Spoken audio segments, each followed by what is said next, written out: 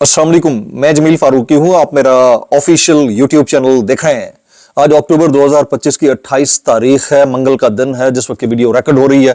पाकिस्तानी वक्त के मुताबिक शब के 9:45 बज चुके हैं। मेरी अंडरस्टैंडिंग में, मेरी नजर में आज के दिन के 3 top stories, breaking developments, big news हैं जो मैं आपके साथ शेयर करना चाहूंगा।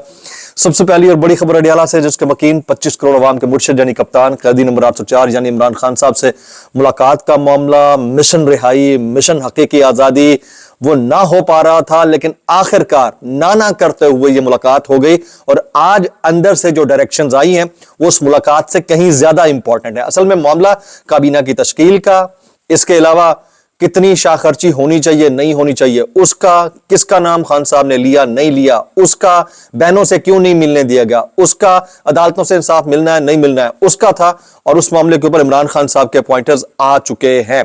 ये बहुत ही इंपॉर्टेंट डिबेट है, लेकिन सारी डिबेट्स के बीचों बीच एक और बड़ी खबर इमर्ज होकर आ रही है कि 26वीं आईनी तरमीम के जो बेनिफिशरी हैं उन्होंने हरकतें करना शुरू कर दी हैं।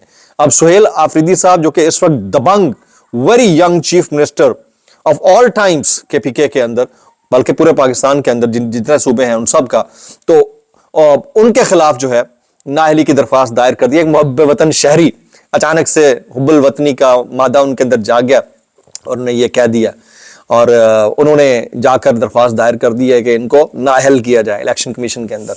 वो कहानी क्या है, उसकी डिटेल्स क्या है, वो मैं शेयर करूंगा। इसके अलावा मोहम्मद रिजवान साहब, पाकिस्तान के मायनाज क्रिकेटिंग बैट्समैन, विकेट कीपर, साबिक कप्तान, बहुत ही जबरदस्त टैलेंटेड चैप, उन्होंने कॉन्ट्रैक्ट साइन करने से इनकार कर दिया है पीसीबी के साथ।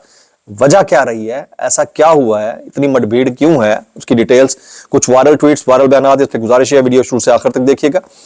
एक और गुजारिश, अगर आपने चैनल नहीं किया अभी तक सब्सक्राइब जरूर सब्सक्राइब कर लीजिएगा। बेल आइकन यानी घंटा या घंटी अपने अंगूठे, उंगली या साथ रखे डंडे से दबा सकते हैं। इसके अलावा व्हाट्सएप चैनल का लिंक हर वीडियो डिस्क्रिप्शन के अंदर मौजूद होता है, जाइए उसको क्लिक करके ज्वाइन कर लेंगे, आपको हमारा राब्ता बेहतरीन तरीके से हो सकता है। आप सबसे गुजारिश है कि अगर आपको ये जो धमा चौकड़ी हो रही है इंसाफ के नाम के ऊपर, कानून के नाम के ऊपर, जमहूरियत के नाम के ऊपर, इसके अगेंस्ट अगर एहतजाज करना है तो आप अपने घरों में बैठकर अपने कानों के अंदर रुइयां डालकर ऊ करके या थू थू थू थू थू करके एहतजाज रिकॉर्ड फरमा सकते हैं। ऑप्शन कोई नहीं, क्योंकि आलसियां दा पिंड फुदवाने लोट लिया सी, और जो कुछ अब हो रहा है वो बिल्कुल ऐसा ही है जनाब। नाना करते करते आखिर कप्तान से मुलाकात हुई, डॉक्टर उज़मा खानम की मुलाकात हुई है। मुलाकात कितनी देर की थी इसकी डिटेल में शेयर करने लगा। मुलाकात का वक्त खत्म होने के बाद सिर्फ उज़मा खान को इमरान खान से मुलाकात की इजाजत दी गई है। उज़मा खान इमरान खान से 1 घंटा मुलाकात करने के बाद वापस रवाना हो गई हैं। सुहेल आफरीदी खैबर पख्तूनख्वा की काबीना खुद तश्कील दे सकते हैं, इमरान खान साहब ने उज़मा खानम को कहा है, और कहा है कि काबीना को मुख्तसर रखें, ज्यादा लोग ना हो, और जितना कोशिश हो सकता है सादगी से काम लें। ये उन्होंने इमरान खान साहब ने कहा। यह भी कहा कि अदालतों से हमें अब कोई उम्मीद नहीं है। इमरान खान चारसद्दा, खैबर और करक में होने वाले जलसों का सुनकर बहुत खुश हुए। उन्हें हैरत भी हुई कि इतना डिफरेंट यंग चैप इतना पीछे क्यों था। पार्टी को हिदायत सलमान अकरम राजा के जरिए पहुंचा करेंगी, इमरान खान साहब ने कहा है। अल्लामा राजा नासिर अब्बास और जनाब महमूद खान अचकजई के बतौर अपोजिशन लीडर नोटिफिकेशन ना होने पर इमरान खान ने तशवीश का इजहार किया है। फिर उन्होंने कहा कि अहमद चट्ठा को मैंने ओहदे से नहीं हटाया है। इमरान खान की अडियाला जेल में यह गुफ्तगू है जी।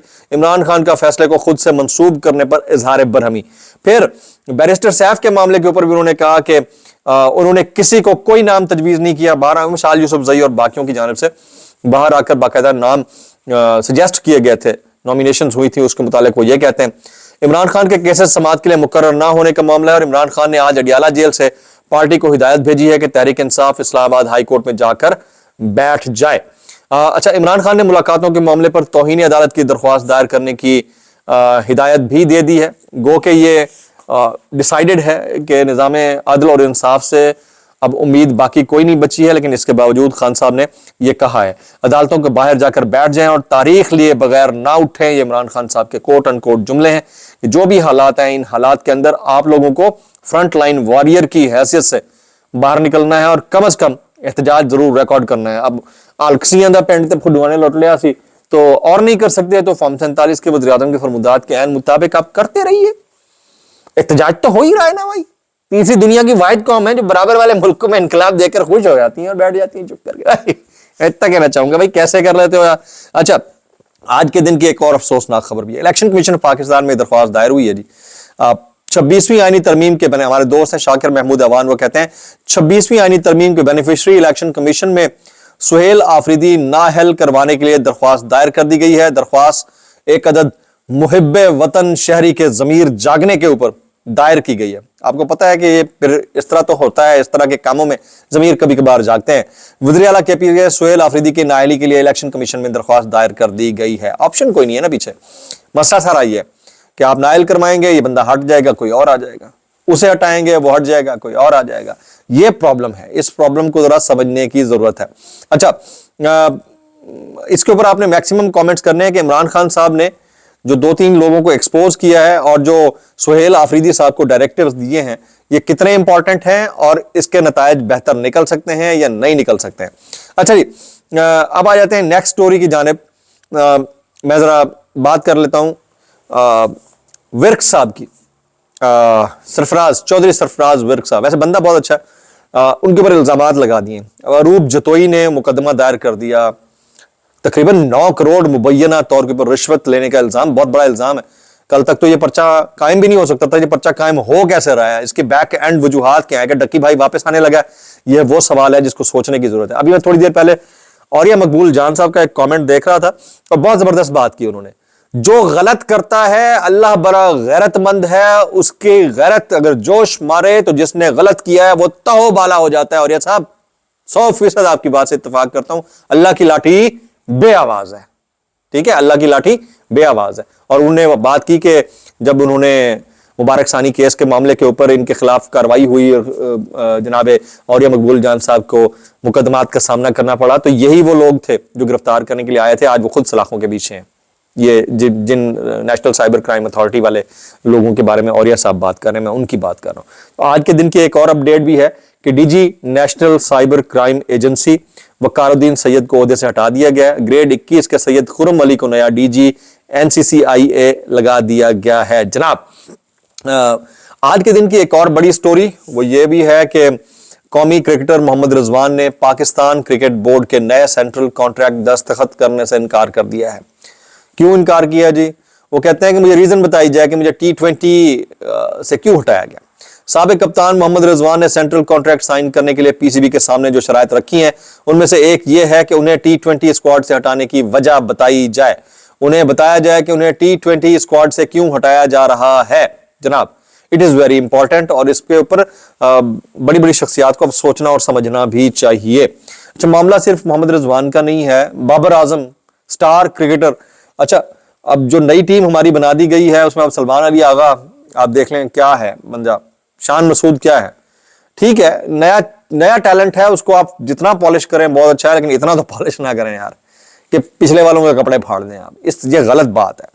آپ کو old plus nu plus very new یعنی فریشرز ان سب کا ایک کامبو بنانا ہوتا ہے. یہ اگر ابھی تک ہم نے نہیں سیکھا تو ہم کون سی دنیا میں رہتے ہیں. آپ برابر والے ملکوں کی ٹیم دیکھ لیں, انڈین کرکٹ ٹیم دیکھ لیں, بنگلہ دیش کی دیکھ لیں, ایون UAE کی دیکھ لیں. ہمیں کوئی شرم لحاظ حیا نہیں ہے کہ ہم اس کے اوپر کوئی کنسیڈریشن کریں یا سمجھیں یا سوچیں. میں کچھ وائرل بیانات شامل کروں. اچھا آج کے دن کی ایک اور چیز بھی ہے کہ ابھی تک سعد حسین رضوی صاحب اور انس رضوی صاحب کے حوالے سے کوئی پتہ نہیں چل سکا کہ دونوں کہاں ہیں, اور نہ ہی اس کے اوپر علماء کرام میں سے کسی نے کامنٹ کرنے کی جسارت کی ہے. ابھی تک وہی خاموشی, وہی ہے چال بے ڈھنگی جو کل بھی تھی سو اب بھی ہے. وائرل بیانات اس ڈسکلیمر کے ساتھ اگر آپ کو میری بات بھی لگتی ہے تو معذرت, زیادہ لگتی ہے انتہائی معذرت, اور زیادہ لگتی ہے سانو کی کیسے کر لیتے ہو یار. یہ علی محمد خان صاحب ہیں, سابق وزیر مملکت ہیں, بڑے ہی خان صاحب کے درینہ دوستوں میں سے ایک. ان کے اوپر حال ہی میں تنقید بھی ہوتی رہی. آپ کہتے ہیں ملنے دو سہیل کو خان صاحب سے, آپ کی کیوں جان نکلی جا رہی ہے. لیڈر ہے, اپنے CM کو حقیقی ویژن دے گا. خان آپ کی طرح نہیں کہ ہر بات کے لیے واشنگٹن سے اجازت مانگے, وہ صرف اللہ اور عوام کی طرف دیکھتا ہے. یہ کون کہہ رہا ہے؟ علی محمد خان صاحب. مشورہ انہوں نے بڑا زبردست دیا, لیکن آپ دیکھ کس کو رہے اس حکومت کو. وہ ان کا تو املگمیٹ ہی یہی ہے, ان کا کامبو ہی یہی ہے کہ ہم اپوزیشن اور حکومت مل کر بیٹھیں گے تو ہی خان اندر رہے گا, ورنہ نہیں رہے گا. اور خان صاحب کی ٹیم کو اب یہ سمجھ لینا چاہیے کہ اگر آپ کو باہر آنا ہے تو ان کا کامبو پہلے توڑنا ہوگا. یہ سمجھنے کی بات ہے, یہ سیاست ہے بھائی, اس کو ذرا سمجھنے کی ضرورت ہے. اچھا رانا ثناءاللہ صاحب سے وسیم بادامی نے سوال کیا، آپ کے کان میں ایسی کوئی بات پڑی ہے کہ پیپلز پارٹی مولانا صاحب کے ساتھ مل کر اپنا اپوزیشن لیڈر لانے کی کوشش کر رہی ہے؟ وسیم بادامی تو آگے سے کہا گیا اگر پیپلز پارٹی مولانا کے ساتھ مل کر اپوزیشن بنا سکتے ہیں تو ہمارے ساتھ کیوں نہیں لا سکتے؟ رانا ثناءاللہ آپ کے ساتھ مل کر اپوزیشن لیڈر تو نہیں لا سکتے، وہ تو بہت ہی آبویس ہو جائے گا۔ وسیم بادامی تو آگے سے کہا یہ کولیشن سیٹ اپ ایسے ہی چلے گا، آبویس ہو یا ان آبویس ہو اس سے کیا فرق پڑتا ہے، پہلے سے ہی طے کر رکھا ہے نا بھائی۔ متی اللہ جان کہتے ہیں گنڈا پور تو پوری کابینہ کو لے کر کور کمانڈر کے پاس چلے گئے تھے، آپ کیوں نہیں گئے؟ سوال کیا اس نے سہیل آفریدی سے۔ آگے انہوں نے کہا میں چاہتا ہوں صوبے کے چیف ایگزیکٹو اور وزیر اعظم پاکستان کی جمہوریت میں توقیر رہنی چاہیے اور یہ لوگ ان کے دفاتر آنے چاہیے، ڈگی میں جانے والا سسٹم ختم ہونا چاہیے۔ بہت امپورٹنٹ انہوں نے بات کی ہے، لیکن دیکھتے ہی ہیں کہ آنے والے دنوں میں سہیل آفریدی صاحب جن چیلنجز سر نبرد آزما ہیں وہ چیلنجز بڑھتے ہیں یا ختم ہو جاتے ہیں۔ ولاگ سے اتنا ہی، دعا میں یاد رکھیے۔ السلام علیکم و رحمۃ اللہ وبرکاتہ۔